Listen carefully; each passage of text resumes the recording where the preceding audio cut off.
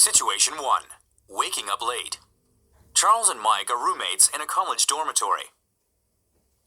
Mike, don't you have a class at noon? I said it's 11:42 and you have a history class at 12. What? 11:42? Why didn't you wake me up earlier? Because I'm not your mother. And because, if you must know, I had an English literature class until 11. Crawling out of bed. Yeah, whatever. It's my fault anyway. I shouldn't be out drinking till 3 a.m. when I have a class the next morning. Oh, you finally figured that out, huh?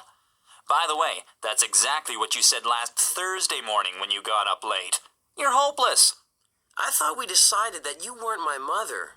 Are you finished with your lecture? Yes, and you are going to be late for yours if you're not careful. It's already 11:53. 11:53? Quit talking to me or I'll never get ready. Have you seen my American history textbook? I asked you a question. I thought you told me to quit talking to you. Something about making you late? Okay, I'm sorry. Where's the book?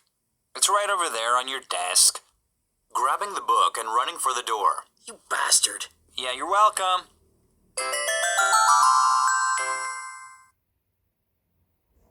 Situation 2. A history lecture. Sitting down in the back of the lecture hall. I thought for sure I'd be late. Hey, Mike, you are late, but so is Professor Clark. He's getting old. Maybe you forgot about class today. We should be so lucky. No, I'm just happy that he's later than me. I was really worried. Oh, here he comes. Entering from the front of the room and walking up to the podium. Good morning, class. Or should I say, good afternoon. 12 o'clock classes always confuse me. In any case, let's begin today's lecture. Today I want to speak about the American Civil War, which I am assuming all of you read about last week in the book by Huntington. The Civil War can be analyzed in many ways, but today I want to discuss it as a result of economics.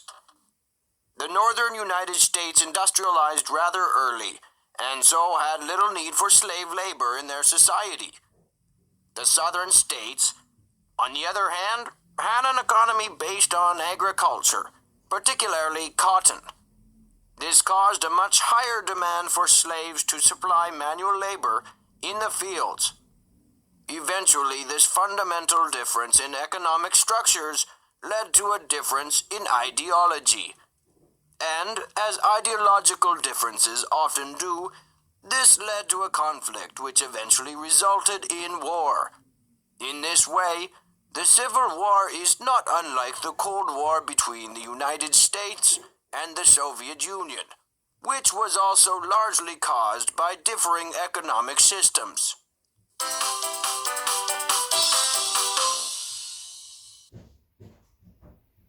Situation 3. Brunch. Class ends and Sarah and Mike walk out of the building. Mike, would you like to have lunch? I'd love to, but it's actually brunch for me. I woke up late and haven't eaten anything. Sure, brunch is good too. I know a place that serves breakfast all day, and they have great sandwiches too. I already had breakfast. Great. I can have some pancakes and you get whatever you want. I just can't start the day with a sandwich. Sarah and Mike walk across campus to a restaurant. Here it is. What do you think? It looks good, but I'll have to try the food before I really tell you what I think. Fair enough. How many? Just 2. Please sit anywhere you'd like. Sarah and Mike go sit down. Can I get you something to start? Do you have decaf coffee? We sure do. I'd like a cup of decaf and some water, please. Could I get an orange juice? 1 decaf and 1 OJ. And don't forget the water. Oh yeah, and water. The waiter returns with the drinks. Are you ready to order? Yes, I'd like the blueberry pancakes with a side order of 2 eggs over easy and some bacon extra crispy. And I'll have a turkey sandwich on wheat bread, no mayonnaise, please. The sandwich comes with your choice of French fries or salad. Which one would you like? Salad, please. And could you put the dressing on the side? Of course. That will just be a minute.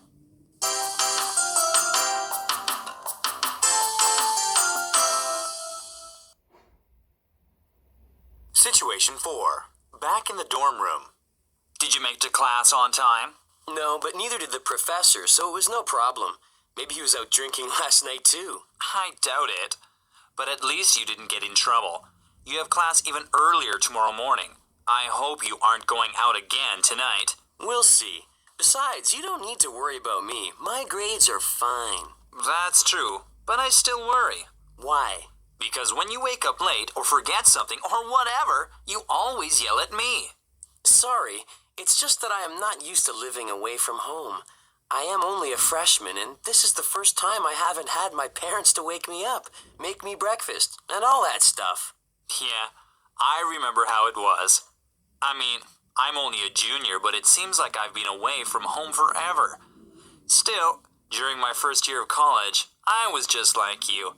It just takes a while to get used to managing your own time.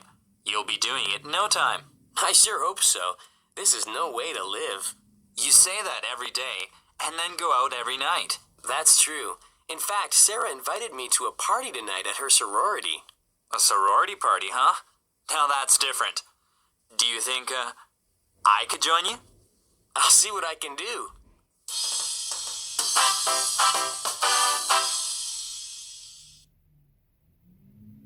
Situation 5. A telephone conversation. Mike calls Sarah on the phone. Hello, may I speak with Sarah? May I ask who's calling? It's Mike Watson from her U.S. history class. Okay, just a second. I'll get her. Sarah picks up the phone. Hello? Hi, Sarah, it's Mike. Didn't we just see each other? You must really like me. You know I do, but that's not why I called. You know my roommate, Charles? Well, he wants to come with me to the party tonight. Charles? Isn't he kind of a bookworm? Why does he want to come to the party? Yeah, he does study a lot, but he's not a bad guy. And there will be so many girls tonight, maybe even he can get lucky. I wouldn't bet on it. But yes, I'll put his name on the guest list. How do you spell his last name? M-A-L. Cutting Mike off. Wait. Let me get a pen and paper. What was that again? His last name is spelled M-A-L-I-Z-E-W-S-K-I. Got it. Are you guys coming together? Yeah. Should we bring anything? No, we have that all taken care of. But be sure to dress nicely. It's a semi-formal event. Don't worry. We'll both be in suits. And ties, right? Right. Although Charles' tie might be a clip-on. Oh, you are so bad. I'll see you at 7. Don't be late. Okay, 7 o'clock. I'll see you then. Bye. Bye.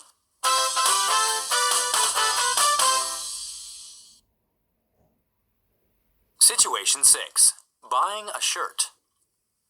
Charles, you're on the list for tonight, but we have to wear suits. No problem. I've got plenty of suits. I know, but I don't. I only have one, and it's not the greatest. Still, it'll pass. The real problem is I have no shirt or tie. I've got plenty of those, too. I know, Charles, but you're 5'7" and I'm 6'2". I hardly think I'll be wearing any of your clothes. I see what you mean. But you could borrow one of my ties, right? True, but that still leaves me shirtless. I've got to go get one. Mike goes outside, catches a taxi, and heads for a local men's clothing store. May I help you find something? Please, I need a dress shirt for tonight. Did you have any particular style in mind? No, just something plain. What do you have in a white Oxford cloth with button-down collars?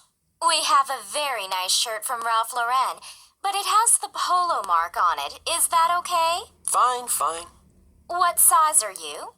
I'm not sure. My mom buys all my clothes. But I think I'm about a 16-inch neck and 33-inch sleeve. Does that sound about right? Probably for the neck, but you're pretty tall. Let's try a 35-inch sleeve. You're the pro. Whatever you say.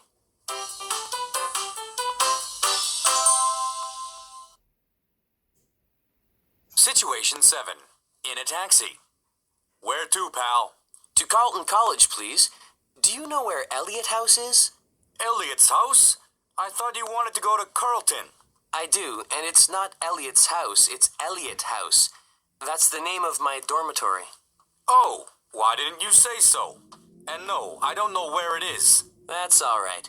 Just go to the college and I'll give you directions from there. You got it. They arrive at the front gate of the college. We're here. Now where to? Make a right turn at the gate, then go down 2 streets and take a left. Will that be a left on Broadway? Yes, Elliott House is at 357 Broadway. Good for Elliott House, but Broadway is a one-way street. I can only turn right.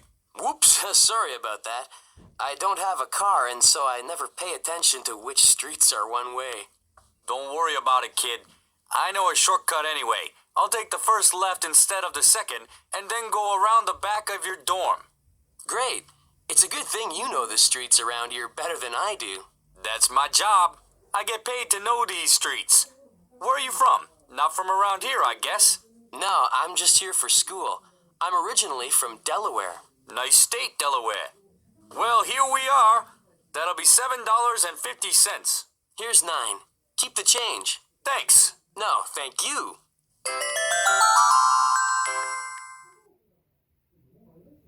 Situation 8. Charles's English class. After Mike leaves, Charles goes off to his second English literature class of the day. He arrives early, takes a seat, and waits for the professor to begin. Good afternoon, class. Today we are going to discuss the reasons for Shakespeare's near universal acceptance and popularity the world over. It is not that English literature is superior to the literatures of other countries or that Shakespeare was a better writer than other authors. Although he was, of course, a great writer. Still, I believe it is the universality of his themes and stories which make him great. Almost anyone from any country at any time in history can identify with these themes. For all people in all times experienced love, hatred, jealousy, and greed. Everyone at one time or another has questioned the meaning of existence, or wanted to take revenge on an enemy. Yes, class, it is these subjects and questions which transcend time and place that make Shakespeare not only popular, but also great.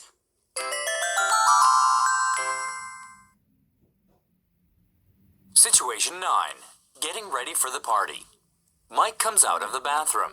Damn, I cut myself shaving. No problem, just put some toilet paper on it. I know that, but I'm going to have a big scab on my neck all through the party. No one will notice it. Why not? Because of that big pimple you have on your chin. They'll all be too busy staring at that to notice a little cut on your neck. Thanks a lot. If I keep talking to you, I'll be too embarrassed to go to this party at all. And I'm the one who got you invited. You owe me. Sorry, I was just trying to help. Here, let me get you that tie. That's more like it. Now you're making yourself useful. Do you like stripes or solids? Give me a striped one.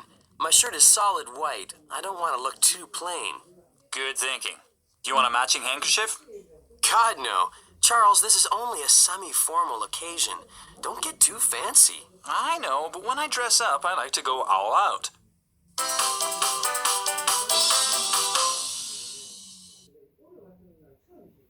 Situation 10. Calling for directions. Mike calls Sarah's sorority to get directions to the party. Hello, may I speak with Sarah, please? Sarah's not here. Can I take a message? No message. I was just calling for directions to the party tonight. Do you know where it is? Sure, I'm going too. It's in the grand ballroom of the Hyatt Hotel. And what's the best way to get there from school? Will you be driving? Well, I won't, but my friend Bill has a car, and my roommate and I will be going with him. Okay, it's really easy. Just go straight down Main Street, heading toward downtown. Then turn right on Brattle Street. You know where Brattle is, right? Yeah, isn't there a Gap clothing store on the corner? Right. And from there, just go down about 4 blocks, and the Hyatt is on the corner of Brattle and Kearney Streets. And the Grand Ballroom is on the 2nd floor. Did you get all that? Got it. Anything else I should know? No, just be there a little early or all the good food will be gone. Okay, we'll be there at 8 o'clock sharp. Fine, but the party starts at 7. That's right, I forgot. We'll be there no later than 7:15, okay? Great, see you then. See you then. Bye.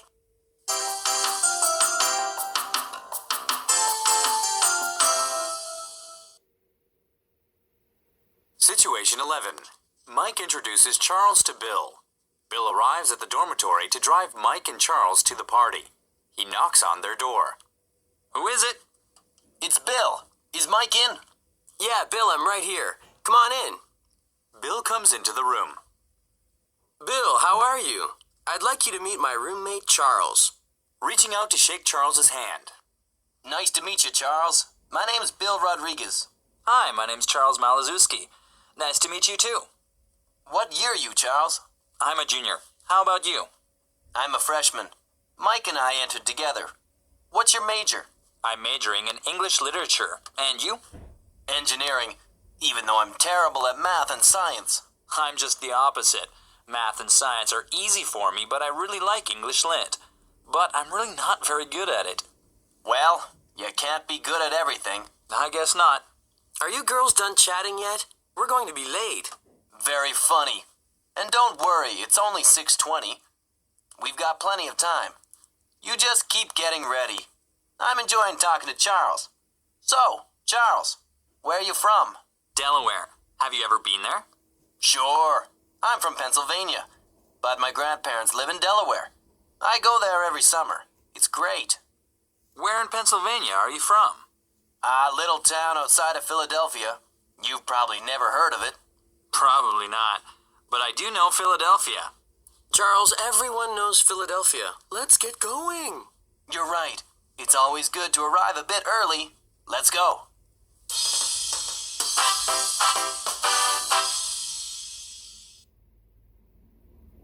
Situation 12. Driving to the hotel. Mike, Charles, and Bill are all in Bill's car. What's the best way to get there? Looking in his pockets for the directions. I wrote down the directions, but I can't seem to find them. Anyway, I think I remember. It's at the Hyatt. Do you know how to get there? No. Charles, do you? No. That's all right. I think I remember. Take a left here and get on Main Street. Okay. Bill turns left. And which way should I turn on Main Street? Towards downtown. That would be another left turn, right? Right. Do you mean make a right turn, or that a left turn is correct? A left turn is correct. Are you sure about that? Yes, I'm sure. What I'm not sure about is where to turn after that. It was either on Brattle or Berry Street. Oh, yeah. Now I remember. The Hyatt is on the corner of Brattle and Kearney. That sounds right. So that means a right turn onto Brattle, right? Correct. And from there, it's easy.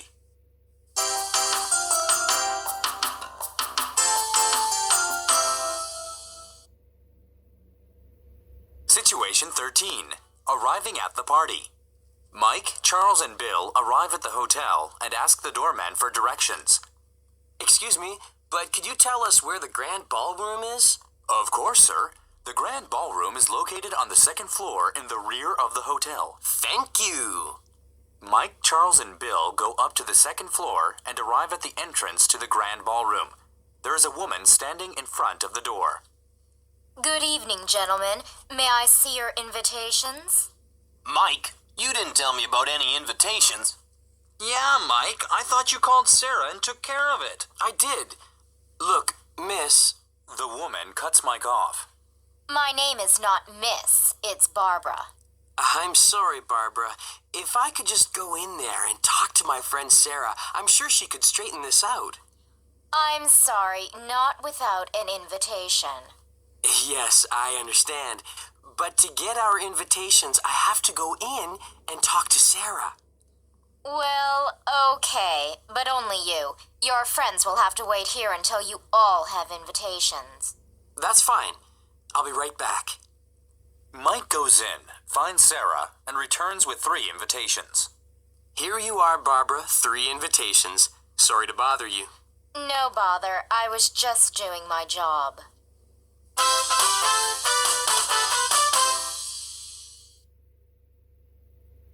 Situation 14. At the party. You guys finally made it. Thanks to you. Yeah, Sarah, thanks a lot. Don't mention it. What fun is a sorority party if no guys show up? True, but I really appreciate you getting me in on such short notice. Don't mention it.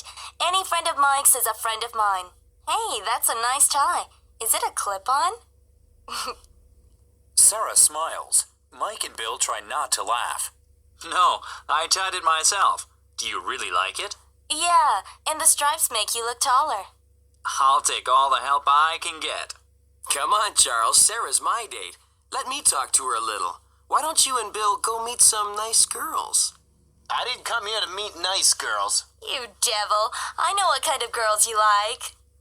Then, introduce me to a couple of them. I'm sorry, Bill, but you'll just have to be content with one tonight. Whatever you say. Where is she? Give me a second and I'll find someone. Okay, but only 1 second.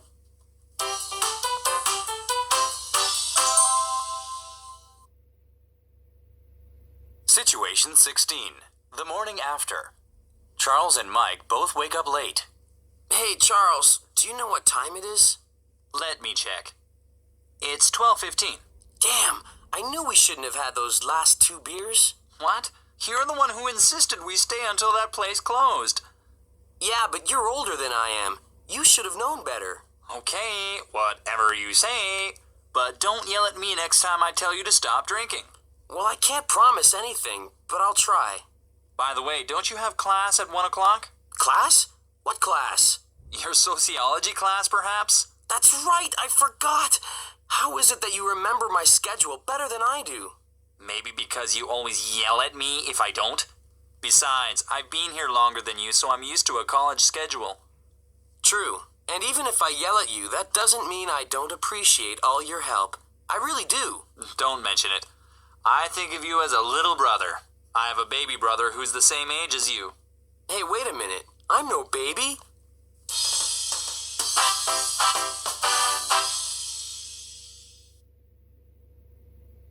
Situation 17. Going for coffee. Charles, I have time for a cup of coffee. Do you? Are you buying? Sure. It's the least I can do for all your babysitting. I never said you were a baby. And yes, I'd love some hot coffee. Good, because I know a great cafe that just opened across the street from school. It's called Someday Cafe. Someday Cafe? That's a cool name.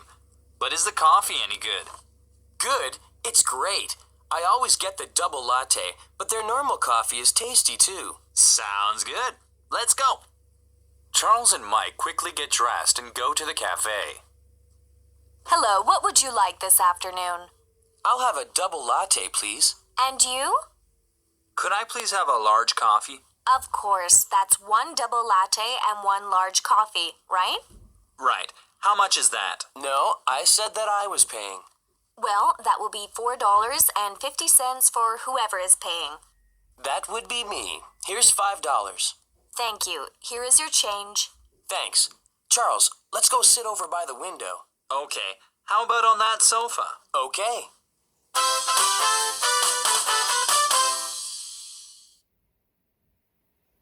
Situation 18. A political discussion.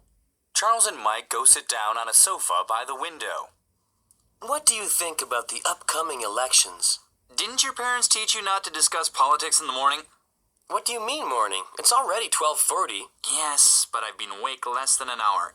So, to me, it is still the morning. Well, that's too bad, because this election is important, and I want to talk about it. Yes, I can tell. You really aren't going to give up, are you? Nope.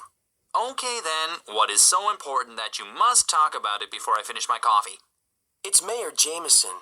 He's a thief, and he just can't be reelected.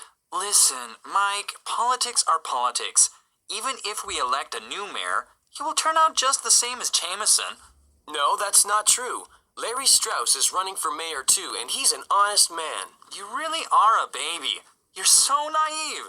Anyone who wants to be a politician is already dishonest. I don't believe that.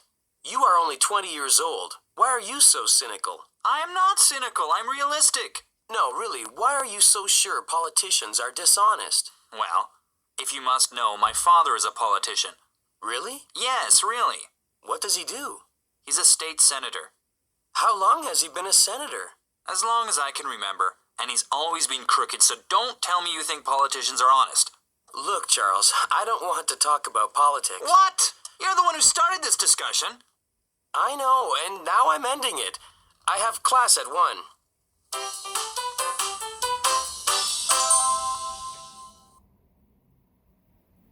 Situation 19. Sociology class. Mike arrives early and takes a seat near the front. Hey, Mike, you're never early. What's up? I know, but I was having a terrible discussion on politics with my roommate Charles, and I just had to run away. I just can't discuss politics in the morning. I know what you mean. I hate talking about politics. I can't believe Charles would do that. Yeah, it's really rude, isn't it? Well, that's why I'm early. The professor comes in and sits at a table at the front of the room. Good afternoon. Last week we were discussing the theory of functionalism. This theory, in brief, states that all people are in a certain socio-economic position for a reason. It further states that each of these positions serves a function and so should naturally be preserved. Although such a theory seems valid at first glance, there are many problems with it. Today, I would like to discuss some of the weak points of the theory of functionalism. One of these, for example, is that it does not explain the great difference in opportunities given to the rich as opposed to the poor. Rather, it assumes that the poor have no money because this is their natural condition. Can anyone think of any more shortcomings of functionalism? Well, it's not only money that they don't have. If they don't have money, that also limits their chances for education, medical care, and other important services. Excellent point. Would anyone like to add something? I think it is all the fault of dishonest politicians. Looking confused. Interesting. I'm not sure I understand what you mean, but yes, many politicians are corrupt. They sure are. Like my roommate's dad.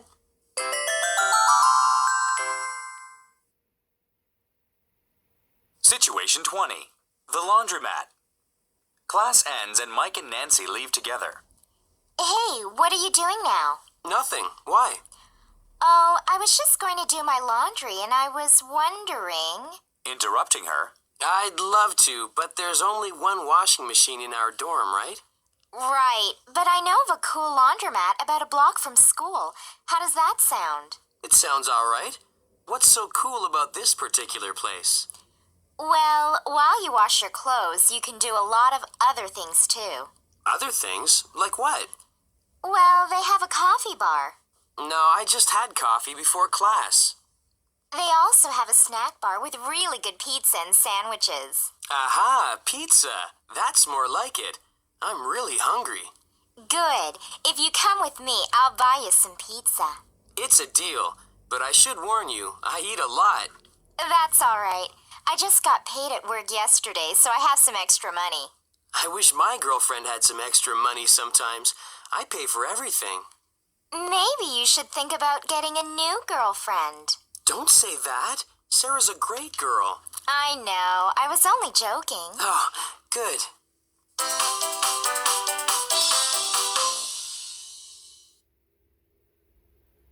Situation 21. Meeting Bill. Mike and Nancy finish their laundry, and Mike leaves for home. He meets Bill on the way. Hey, Mike, where you going with that laundry in your hand? What's up, Bill? Nothing much. I just left that girl I met at the party. But it's 3:30. Have you been together since last night? Yep. You dog. No, it's not what you think. She's a really nice girl, and we just sat up and talked all night. I thought you didn't want to meet a nice girl. Actually, I didn't at first, but once I started talking with her, it was different. This is not like you. What was so different? She's intelligent and funny and... Bill stops and thinks without saying anything. And what? and beautiful. You sound like you're in love. I think I am. But I thought you didn't believe in love at first sight. I didn't before last night, but now I'm not so sure. Wow, of all of my friends, you are the last person I expected to be saying this. I'm surprised too, but it's all true. What can I say? You don't have to say anything. I think it's great. But I have to run. My laundry is going to get wrinkled. What? I may be in love for the first time in my life, and you're worried about your laundry? Sorry. Hey, why don't you come to my room and we can talk about it there? That's a great idea. Let's go.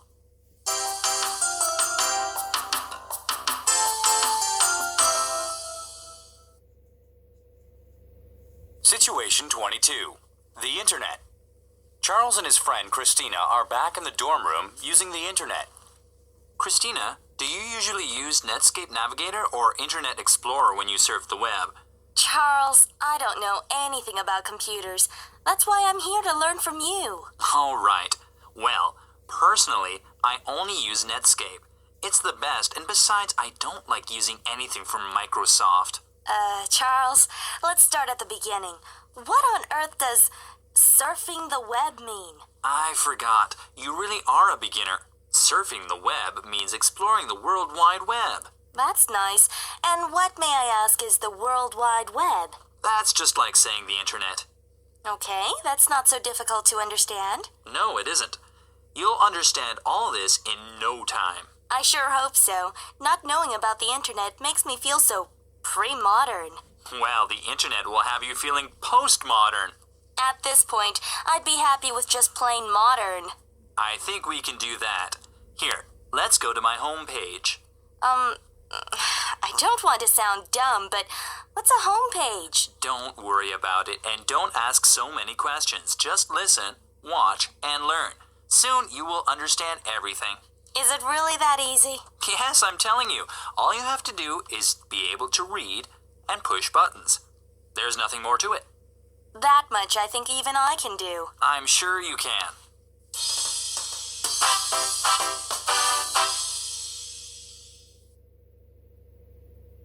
Situation 23. Mike and Bill arrive. Just as Charles and Christina are finishing their internet session, Mike and Bill arrive at the dorm. Hi, you guys. Are you busy? Because we can go somewhere else. No, we were just finishing. Yeah, I have to get home for dinner anyway. Okay, but I don't want to rush you. No rush, we're leaving. Bye. See you later, Mike. Bill? Charles and Christina leave. Okay, they're gone now. Tell me more. There's nothing to tell. I just think I'm in love. Love? That's ridiculous. You don't even know her. So what? Don't you believe in love at first sight? Yes, as a matter of fact, I do. But you don't, and you never have. But I do now. People can change, you know? I know. I guess I'm just surprised to be hearing this from you, the one who changed girlfriends every week. Hey, don't tell her that, okay? I mean, we just met, and I don't want her to get the wrong idea. You mean the right idea, don't you?